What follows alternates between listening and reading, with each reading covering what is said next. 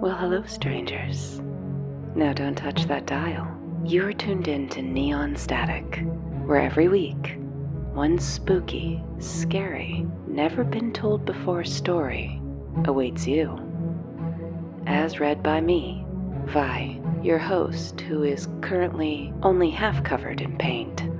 See, I finally got around to redecorating my home, and paint, well, it gets everywhere. And because the last person to live here decided to paint an entire room, ceiling included, in dark, sloppy patterns, I'm finding that even after a couple of coats of paint and primer, the previous tenants' interior design mistakes endure, like they're haunting the place. Which brings me to this story, Story 210. I think you'll see what I mean.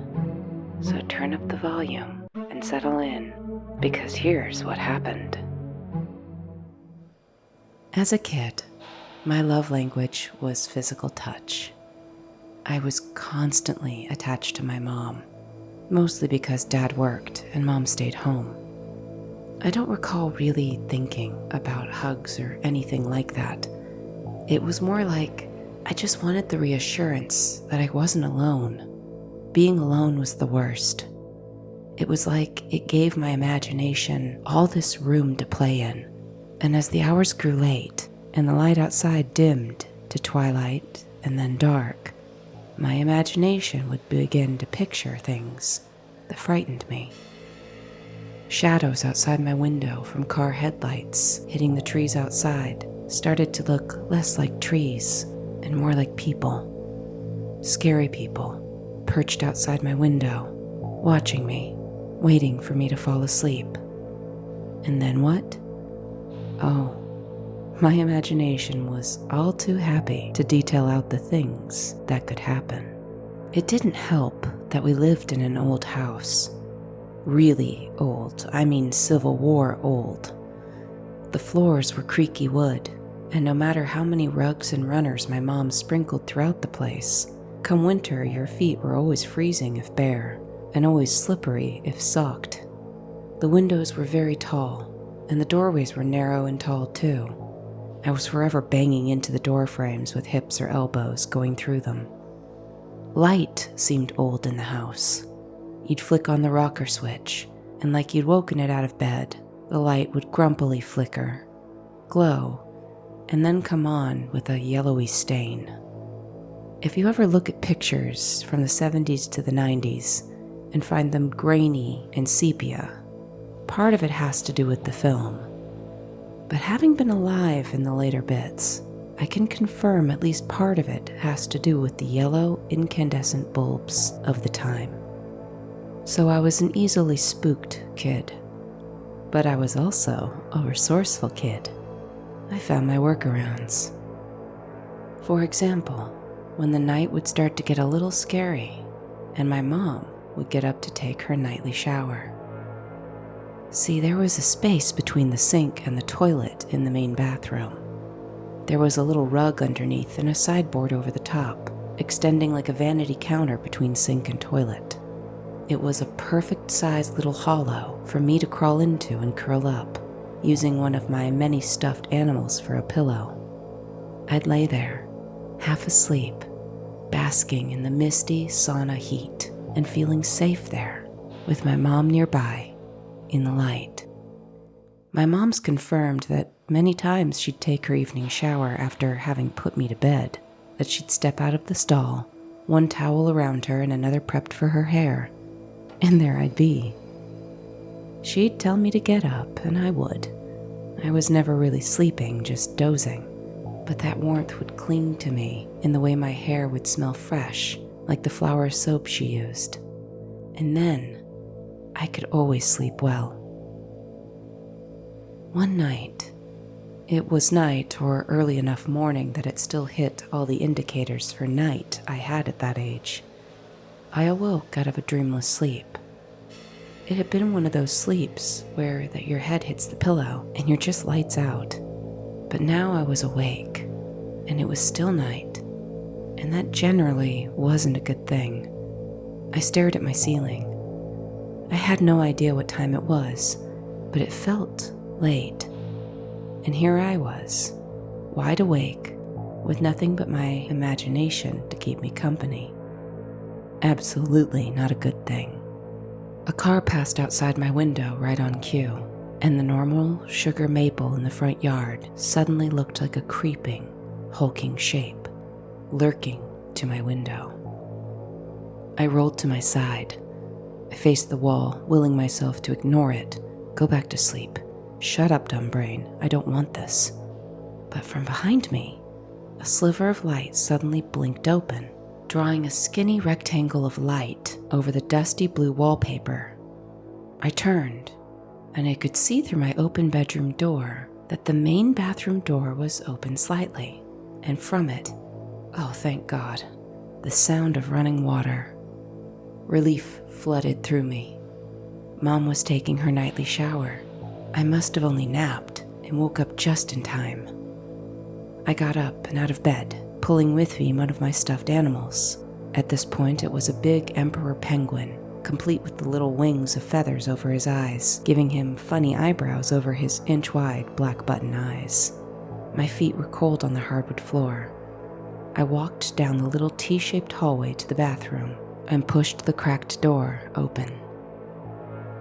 The bathroom was foggy, like the shower had been going on a long time. I crawled into my little hidey hole, positioned my penguin under my head, and laid down. But this time, the relief didn't stay. I didn't doze, because the warmth didn't smell right. I kept my eyes closed and sniffed.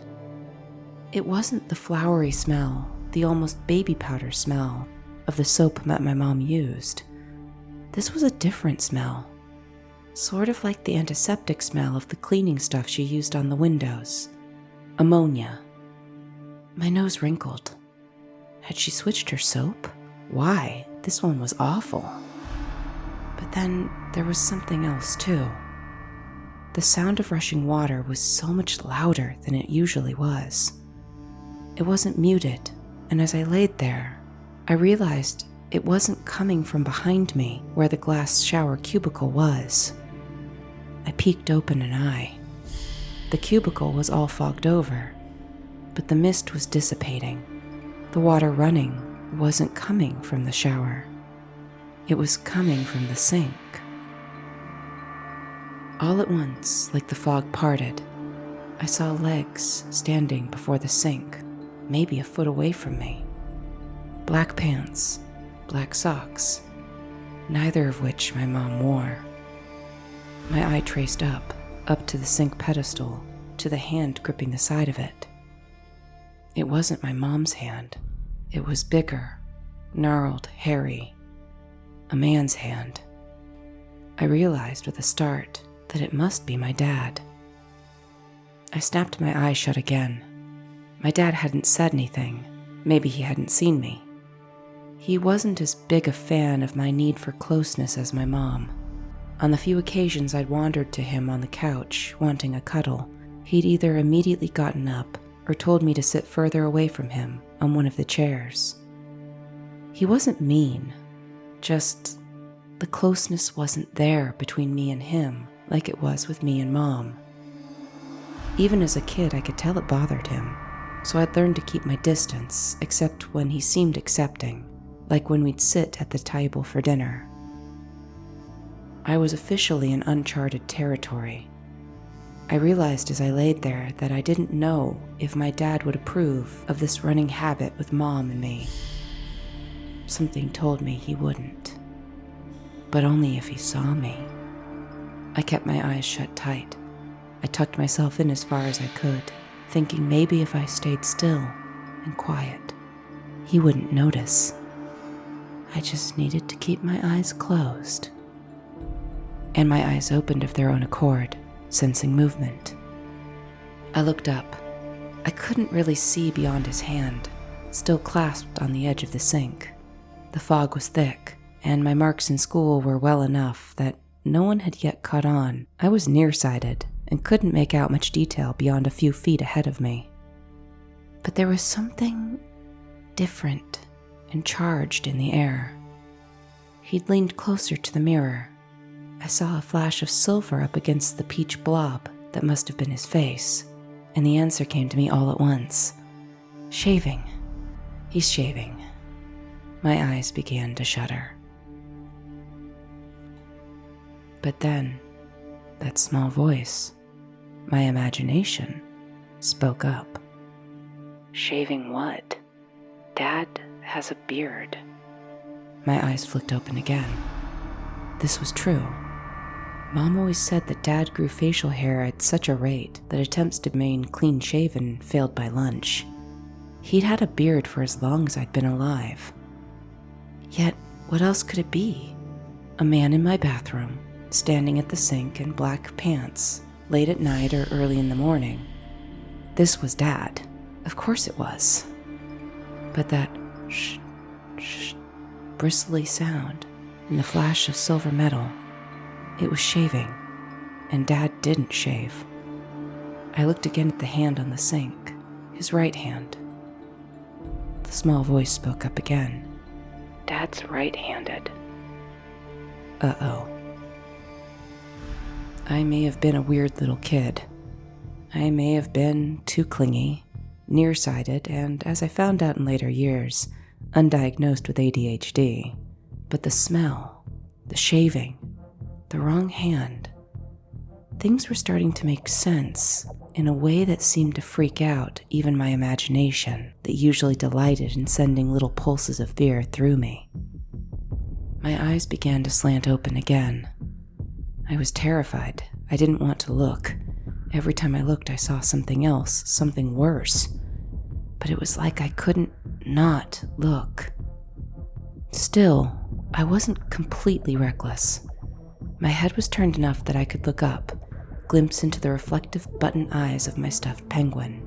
So indirect looking. It felt safe and smart. Through the fringe of my eyelashes, I saw the light blob high above the sink, a face with a stalk, his neck, and then a dingy, grayish shirt, a button-up one. The silver flashed, and the other hand, the left hand, the wrong hand, moved steadily, until with another quick flash, a burst of something dark jetted out. My eyes were still locked onto that, as though it had frozen in the air. In the penguin's black eyes, it just looked dark, but I knew if I turned my head and looked, it would be red. Blood. It's blood. He cut himself. My imagination chimed in. I was so frozen, staring at that it took another few seconds for me to recognize that the peach blob had changed position, had changed direction.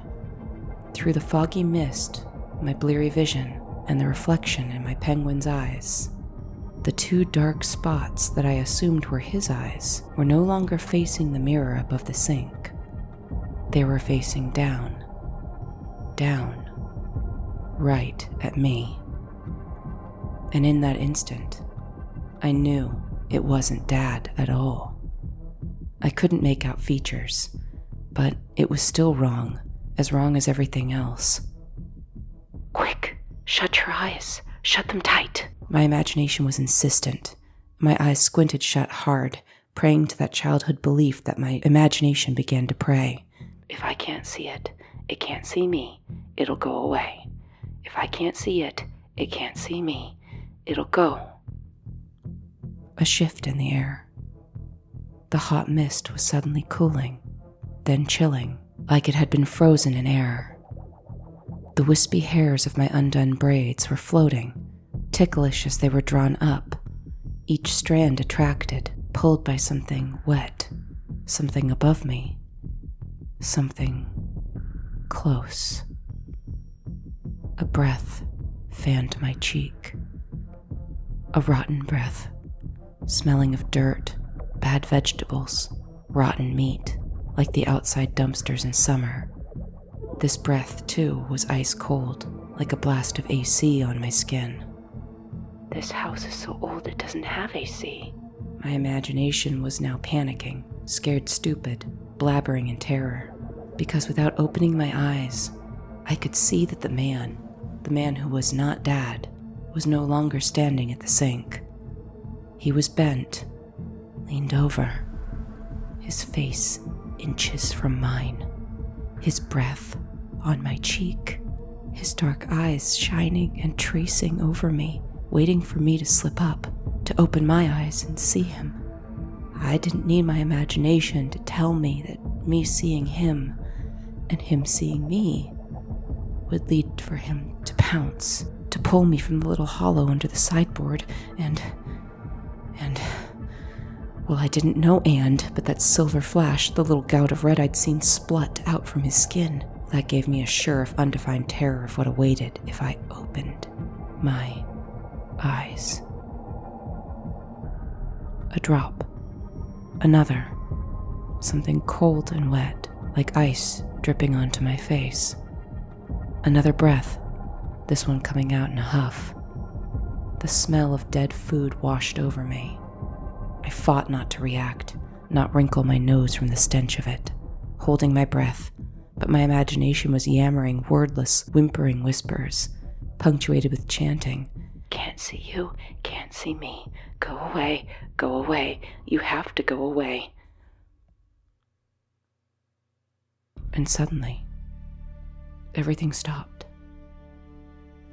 The chill of that ice presence so close to my skin, the sensation of its breath stirring my hair, of my hair having floated up and stuck to its looming damp face, was gone. I opened my eyes. I was still turned up, still using the eyes of my penguin stuffy as a mirror, and in his blank expression, I could see that the bathroom was now empty. The man was gone. The mist, the foggy clouds, they were gone too. And as I breathed out, the bathroom light clicked off, and I remember no more. All I know is suddenly it was morning. I caught sight of my mom just leaving my room after Shirley poking her head in and telling me time to get up. For a moment, I laid there, trying to frame everything. The room seemed so normal, it was like a trap after that gruesome night. But then again, here I was, in my own bed, and my mother had clearly looked in and seen nothing amiss. Was it a dream? I sat up, my eyes focusing on my surroundings. The room was normal. The light streaming through my window was normal. The faded comforter with pink pinstripes was normal. And as I felt my face, scrubbed at it with my hands where I swore I could still feel the chill of his bad breath, my hands came away clean. The breath I'd been holding inside since the terror that night had loosened and dissipated. I sat up, kicking my feet out of bed, and went to half jump, half drop out of the twin onto the floor. And that's when my foot hit something soft and fluffy, a stuffy, my emperor penguin. He was face down on the floor. I stooped and picked him up, turning him over in my hands. And all at once, my heart hammered. My eyes were wide, my vision completely clear, and I began shrieking for my mom, because on his white belly were now two dark, red-brown blots. One small, a perfect circle, the other muddled, like more than one drop had landed, connecting them in a loppy 8. While my mom played it off that day, told me it had to be a bad dream, one of my many cuts and scrapes had probably led to getting blood on my penguin. I never really forgot. I mean, I stopped asking after she got cross with me about it, but that penguin, once a favorite, was relegated to my closet. It eventually disappeared into the black hole where so many childhood things seem to fall, aka your parents sold it in a yard sale and didn't tell you. We moved not long after, closer to the city, to a house that was smaller and newer. The lights came right on when you flicked the rocker panel. The trees were just trees, even if light hit them at night.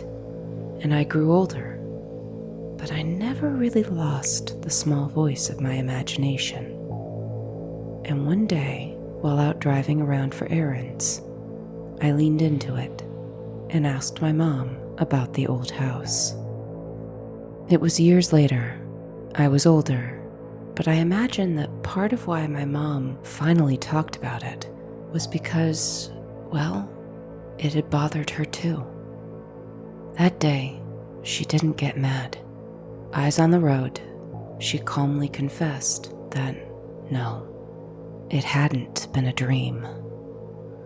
Her voice was steady as she told me that sometimes old houses had secret stories, little bits of them like fragments from a movie.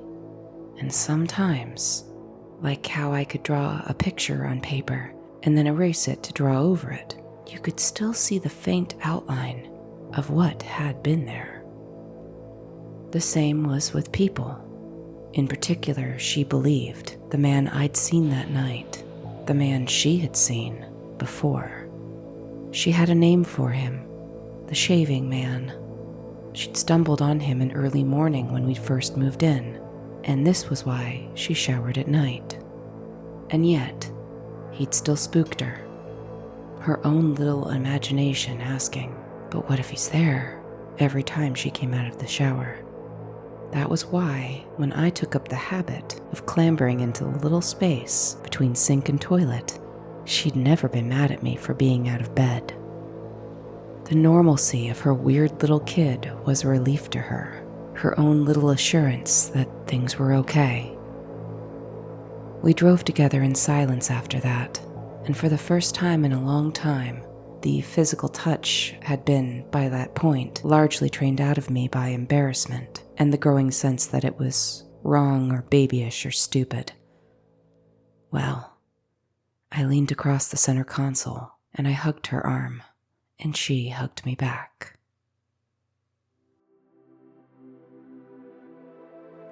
And that is story 210, in the books and on the radio. Well, phone more than likely, but you get the gist. Now this may be the paint fumes talking. Dear strangers, don't use exterior paint without proper ventilation. But I do believe in something that we can't empirically prove or deny, but it's there nonetheless. Not only because I'm in the unique position of receiving an awful lot of stories about it from friends and family, many of whom do not know each other and have no means to get together and get their story straight. No, I believe it because honestly, I want to.